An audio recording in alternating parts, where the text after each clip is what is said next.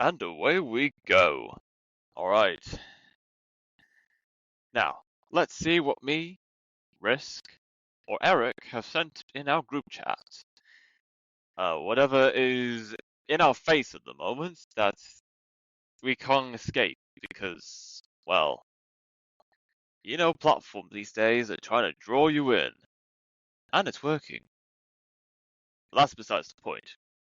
So, starting up with, and I have discussed this in the last episode, this is a video about something relating to Hantavirus. Anyway, I will play the audio to that video.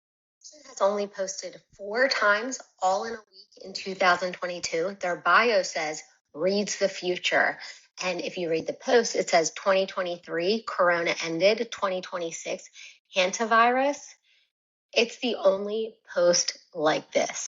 If you keep reading, Grok confirmed it has not been edited since 2022. Kind of weird, huh? While you're taking a look at that, I'm going to let you know something else that's weird. Bill Gates previously said on The View that the next pandemic could be far more severe than COVID. I'm going to play that video.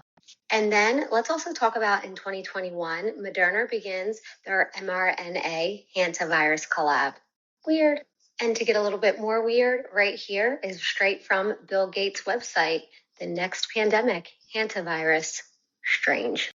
That's from 2021, by the way. The next one could be far more severe. I mean, this one, it killed millions. It was awful. We got the vaccine, Of course, I try to keep myself level-headed, and I try not to jump to conclusions, even with this information that apparently, okay, I can see where this is going. There is always going to be other aspects to look into, and to consider as well. Even if it is true that it's all maneuvered, engineered, and this is some kind of test, and we're the guinea pigs in this experiment, do we have to? Are you going to let such information like that, consume you, and mess with your mind?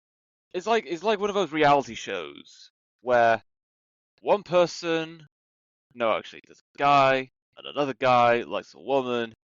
The first guy makes his move, but somehow the woman likes the second guy. So the woman makes her moves with the second guy, and then the second guy is like, okay, I'm kind of liking this. And then they hit it off, they go on a date together, and the first guy is very jealous, and he's like, hey, what the fudge, bro? Why'd you steal my girl like that? And then the second guy's like, who says? What do you mean, your girl? She came to me. And then a fight breaks out between the two, and then the friends of the two guys are trying to break it up. Like, guys, what are you doing? You're grown men. You shouldn't be acting like children anymore. And look, you may think this is real. However, it was all designed from the start. And also, how on earth would we know that this fight happened? There was cameras hidden in plain sight. Whilst you can kind of see the cameras where they are placed, they somehow blend in with the environments and the furniture. So, to the naked eye, you won't instantly spot these cameras that has been filming this breakout this whole time, and it's been made view and all of this, whatever you call it, is now being broadcasted to millions of viewers, if not billions. Everyone knows about it. People are talking about it online. There's the size amongst the masses, public members, and that's pretty much how reality television works. But how does this relate to the Hantavirus? Now, I'm not just talking about how Bill Gates and his whatever entities that he runs has been planning this whole time. I'm not going to say that's the case. Even if it is true, it's not the only thing to be considering. What happens afterwards? What does that tell you? I'm talking what is yet to come.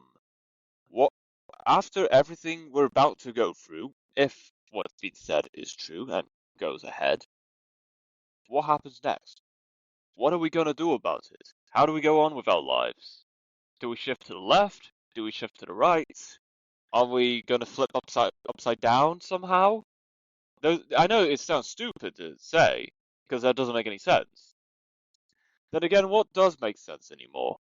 And if there are people that both can't be bothered with whatever online stories and headlines that's going on that everyone's so consumed by, at the same time, they don't want their way of life being interrupted by government entities, then surely those people should be determined enough to actually do something about it. They should buy some land, if there are any, and start a homestead. Have some farm animals, produce produce, grow some crops, and then sell them to local supermarkets.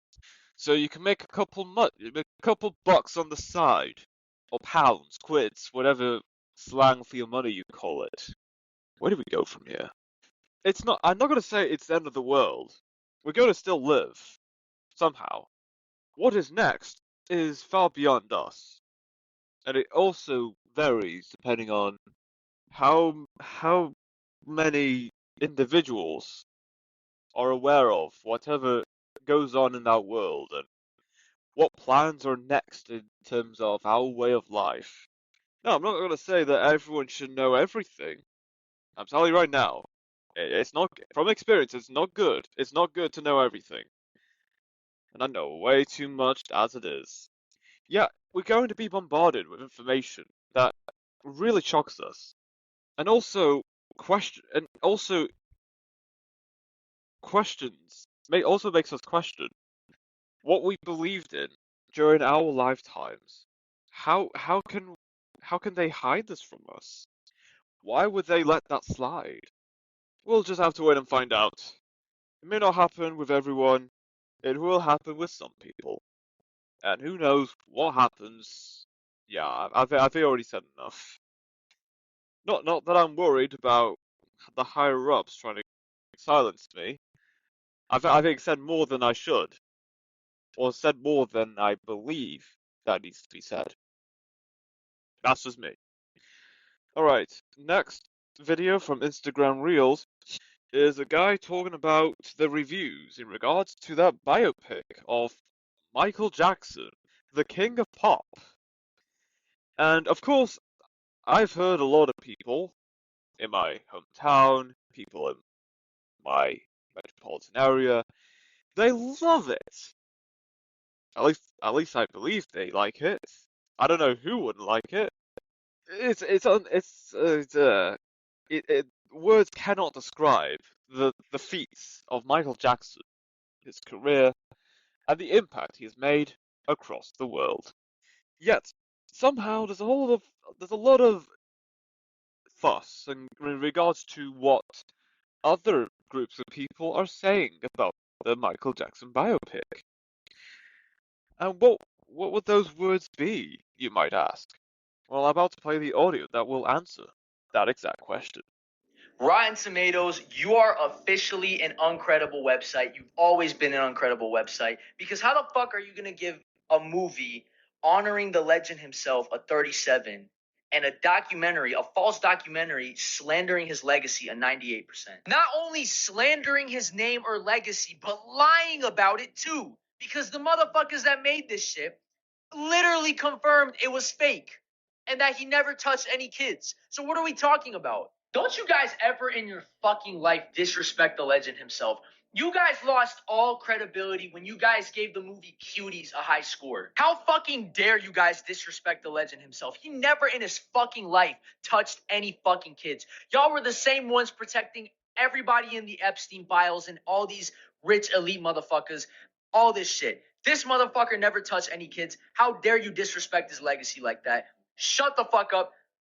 Honestly, look at the audience score. Don't look at the tomato score or the critic score. Fuck all that. Look at the audience score. Fuck Rotten Tomatoes. Yeah, these allegations against Michael Jackson, whilst whilst he was still alive, is still a hot topic these days. And of course, no matter how hard whoever was trying to make out Michael Jackson as the bad guy and say that what he has done to the children is very bad, yet somehow some of these same exact people, or at least some of the people, that try to paint Michael Jackson as the bad guy, somehow, without even noticing until it's too late, accidentally proved that whatever these allegations against Michael Jackson wasn't even real to begin with.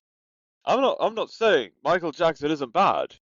If you're hearing so many people saying Michael Jackson didn't do what he's been accused of, and I'm talking millions upon millions of people saying words along of that energy and set of that stuff, you gotta.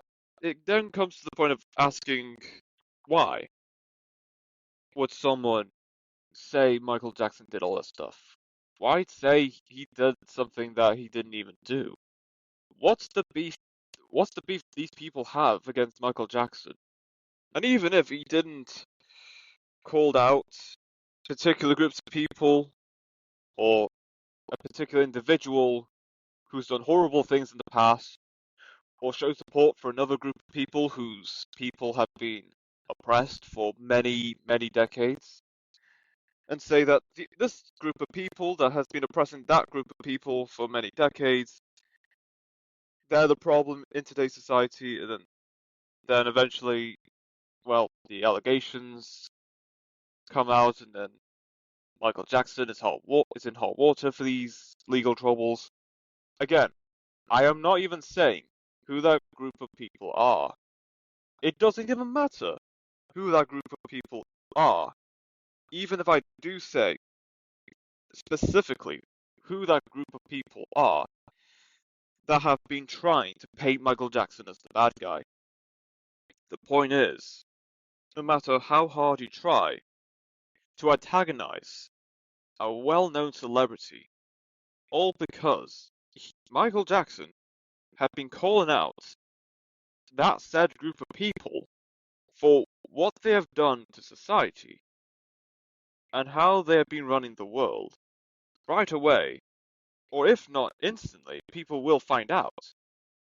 In a few years' time, there will be people that will catch on, and eventually, whatever that group of people are who have been trying to antagonize Michael Jackson, it's not going to look good.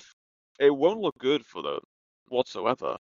So, it's important that whilst, actually no, yeah, I think I was going to repeat what I already had just said just a few minutes ago. So, look, I'm not saying that Michael Jackson is innocent.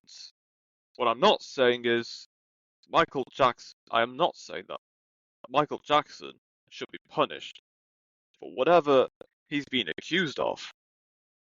Because what if whatever he was accused of was even misleading or didn't even happen to begin with? If not misleading. And if you hear millions upon millions of people saying that Michael Jackson didn't do what he's been accused of, and whatever group of people have been trying to antagonize him for many years, how can you ignore that? How can you deny such information about a famous celebrity, an icon of many decades? It does make you wonder. Who's not to say that this could happen to anyone else? Who more than just has a lot of name recognition, but also has the platform and the fan base to project whatever messages that people should know about. And if people knew about whatever these messages are, surely people will want to act and do some good in today's world. However, it's not that easy. It's not as easy to say, oh, this thing is bad. We must stand up and rise against the evils, because the evils in question are the ones running the system, and also running the institutions, the organizations, in which these celebrities are a part of. And that's scary. At least it is scary if you don't prepare yourself for any slandering, defamation, and a third thing, so on. You gotta prepare yourself. If you are going to take bold risks, even if you think you're doing the right thing, there's always going to be someone that's going to antagonize you and say that you're evil for saying these things. You have to question them. Why is it bad? Why am I evil for saying these things? Don't think people could just get away with calling you this thing and that thing. You gotta ask them why. Not to catch them out or anything. It's for the sake of clarity, curiosity, and understanding the world that it is today. And that is all the videos in our podcast group chat that has been sent since the last time I recorded a podcast episode. With that being said, let's get right into the news. Utah residents seek referendum to block $100 billion AI data center. Shark Tank investor Kevin O'Leary is pushing back against public opposition to his Stratos data center project in Box Elder County, Utah, which received approval last month. Military Installation Development Authority Executive Director Paul Morris confirmed the site will rely on natural gas, scaling to 9 gigawatts of power compared to Utah's 4 gigawatts of average annual consumption. Citing threats to the shrinking Great Salt Lake, protesters gathered with signs reading "People Before Profits" to express concerns over local resource strain. Dismissing opposition as manufactured, Leary claimed most protesters were outsiders and emphasized that sustainability is at the heart of what we do through improved technology.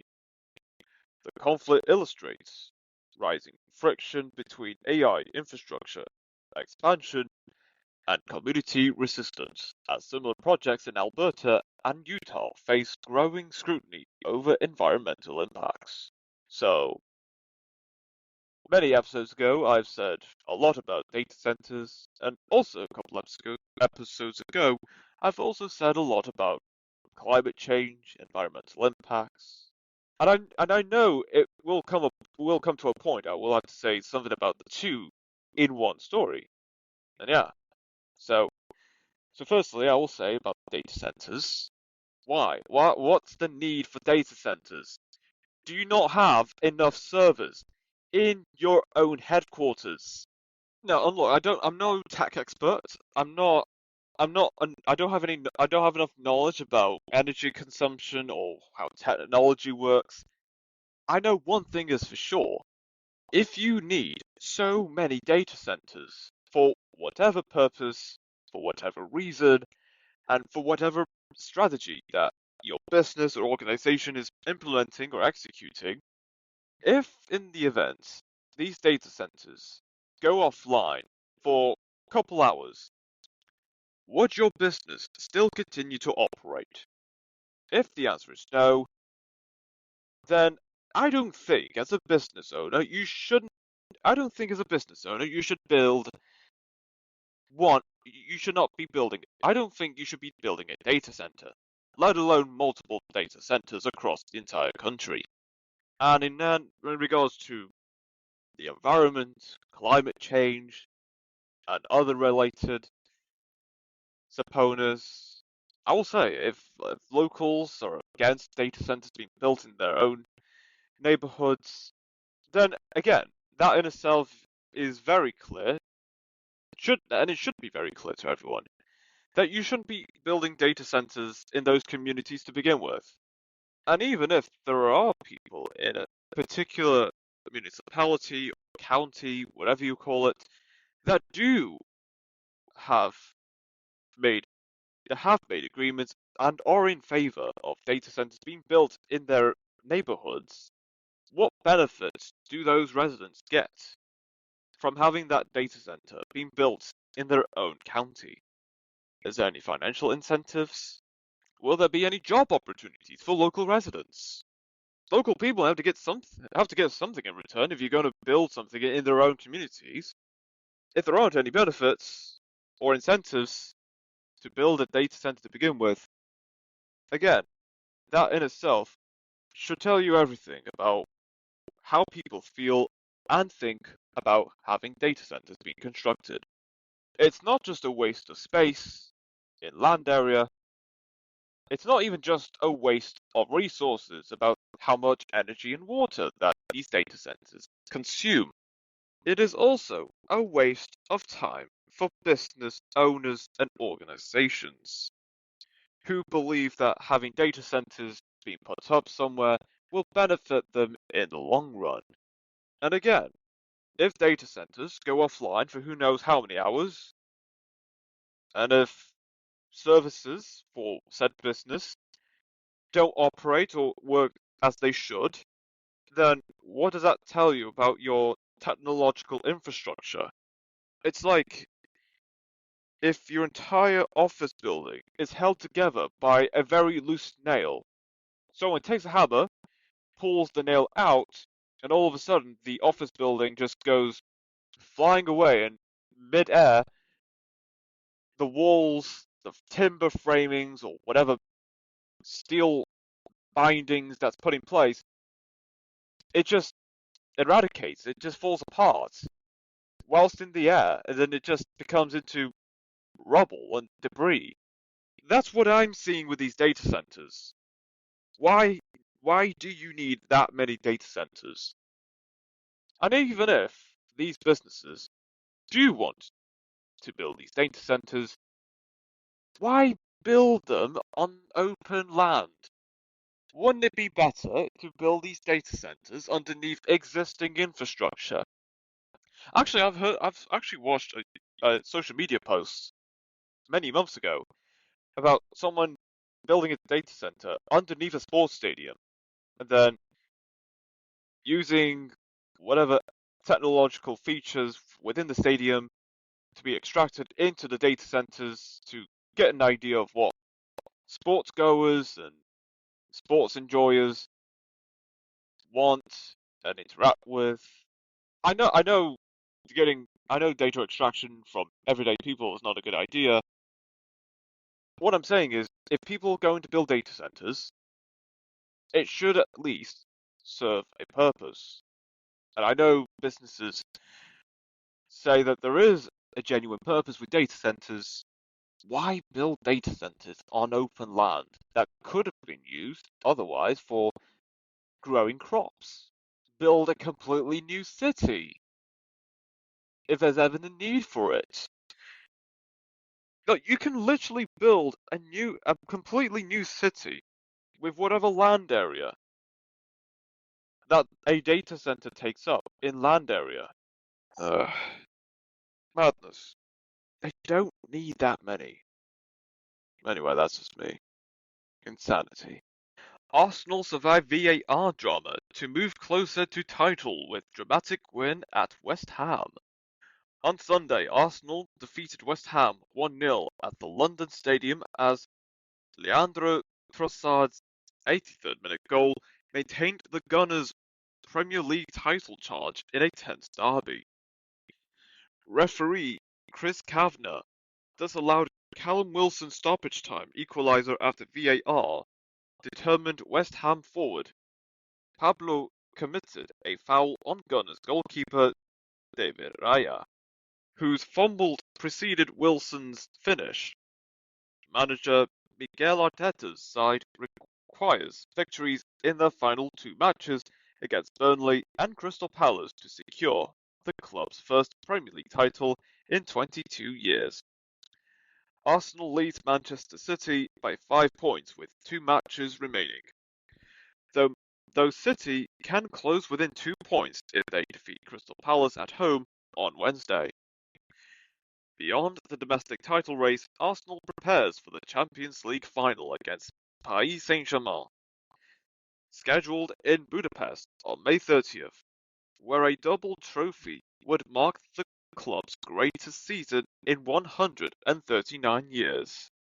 Wow, yeah, soccer football is very exciting, especially when one club has the chance to win multiple titles in one season.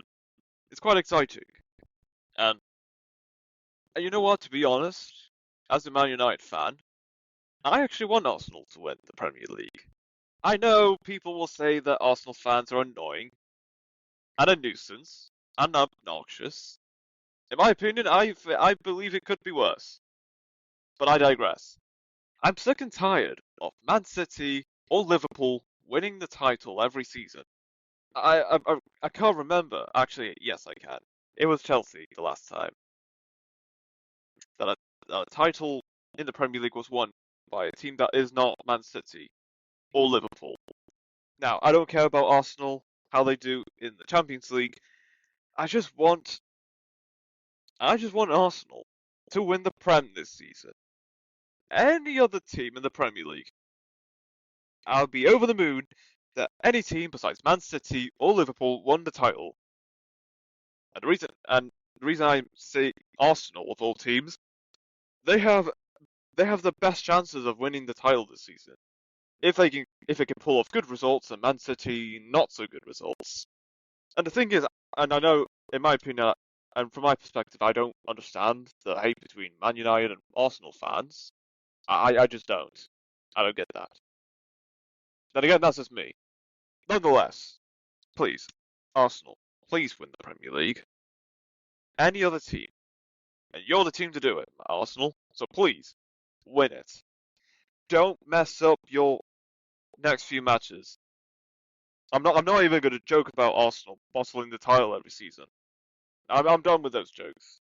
I just want Arsenal to win the Premier League. That's all I ask. I mean, I'm not sure about Arsenal in the Champions League, just the Premier League. That is all that matters. And that is it for the episode.